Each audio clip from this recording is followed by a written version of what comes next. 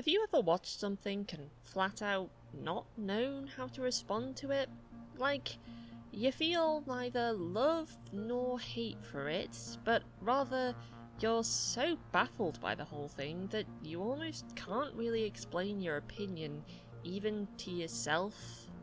Well, that's a good way to explain how I feel about Netflix's latest animated series, The Midnight Gospel. This show is odd. The vast majority of the dialogue is taken from a podcast discussing various philosophical topics. The creators of this show decided to animate the dialogue, but possibly in the strangest way imaginable. Said creators are Duncan Trussell, the original host of the podcast, and Pendleton Ward. You might recognise the latter as the creator of Adventure Time, and it certainly was his name that drew me to this, as I am a big fan of that show. However, while there are certainly similar themes in this cartoon, I can assure you this is pretty different to Adventure Time. The story follows Clancy, a reclusive young man living in a weird alien world who owns a device that allows him to enter simulated alternate universes, and he's decided to make a podcast around interviewing the inhabitants of these universes. The majority of each episode features Clancy and a strange new character having a philosophical discussion, often involving death or meditation, while an entirely different story seems to unfold in the background. That's one of the most interesting features of this show. The fact that the discussion on screen and the events taking place on the mysterious new world are often quite disjointed. While they may share similar themes, let's just say you'll get a very different experience if you choose to watch it without sound or without visuals. For example, the first episode features Clancy going into a world suffering a zombie apocalypse, where he finds and interviews the President of the United States. Despite the two of them spending most of their time discussing drugs, at the same time we see the attacks of the zombies unfolding around them, as they escape the zombies and rescue a pregnant woman. I guess the dialogue and story aren't entirely disconnected. If I were to attempt to look too deeply into this, maybe I'd say that in some cases one could compare someone on drugs to a zombie, dazed, confused, and addicted to consuming the same substance again and again. And yet, throughout the episode, we start to see the zombies maybe aren't just monsters, as some actually do act like people, and once the main cast is bitten, suddenly they realise that the experience of being a zombie is in fact euphoric. I guess there are a lot of interpretations, especially given some of the later episodes really ramp up the weirdness and surrealism. You a metaphor? One reoccurring theme that is notable is that while most worlds Clancy visits are apocalyptic, many of their inhabitants seem unfazed and still go about their business as normal.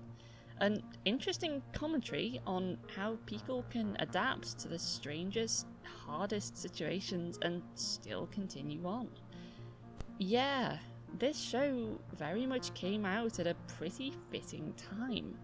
Not only does it revolve around escapism into fictional worlds while you're stuck at home, not only does it focus on people who've adapted to their scary new times and ways of living, but it was released on 4/20 month. Yeah, pretty sure that last part was intentional. For me, the different worlds and surreal animation was by far the most appealing part.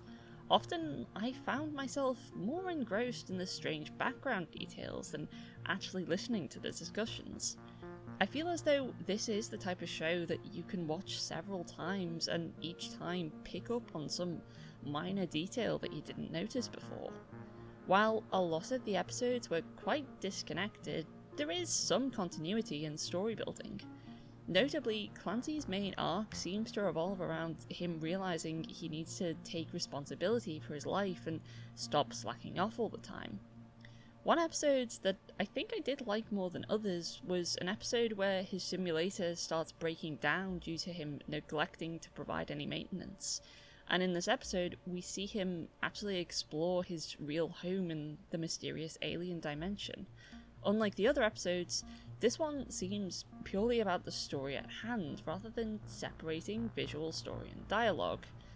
And while I personally preferred that, I realised this isn't what the show is going for. Yeah, the show is very much aiming for this experimental concept, and I can see why some wouldn't appreciate that, while others would absolutely adore it and consider it high art. As I say, I kind of prefer the visual stories that are being told on screen, since I'm very much a sucker for any kind of interesting world building.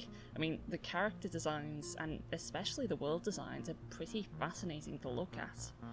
The art style is kind of a surreal minimalism. Similar to Adventure Time, though much trippier, if that makes sense. I wouldn't say I love the art style, but I do like it, and I will always appreciate the artistically experimental when proper effort is put into it. The show certainly isn't for everyone. I can see a lot of people finding it too surreal or too slow, but at the same time, I can definitely see it generating a cult following in future. Personally, I don't think I'll ever watch this show again, but I'm glad that I did watch it.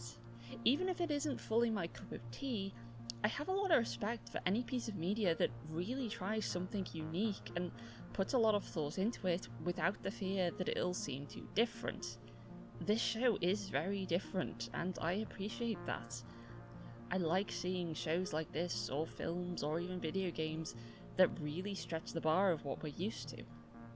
I've often found it annoying when people refer to media that just so happens to be surreal or wacky as being obviously inspired by drugs, because I feel it disrespectfully disregards how a lot of people really are just naturally creative and imaginative.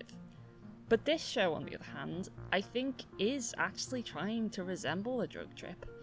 Unlike shows that just happen to be weird and surreal, this show has an added dreamlike, disjointed but chill atmosphere. And the various references, like the whole 420 thing, I do think confirm this. Nonetheless, if you're looking for something very different but are happy to watch something with a really slow and chilled out atmosphere, then I suggest giving this a shot. I will point out now that it is very much not suitable for children despite being animated, but if you're an adult looking for some deep yet rambling conversations about philosophy, or you just want to see some really creative surreal animation, then by all means check it out. I mean, what else do we have to do right now? Thanks for watching the video. I'm interested to hear other folks' thoughts on this show. Did you like it? Did you dislike it? And most of all, what do you think the message of this show really was? Like, share and subscribe and all that jazz, and I hope to speak to you all in future. Goodbye.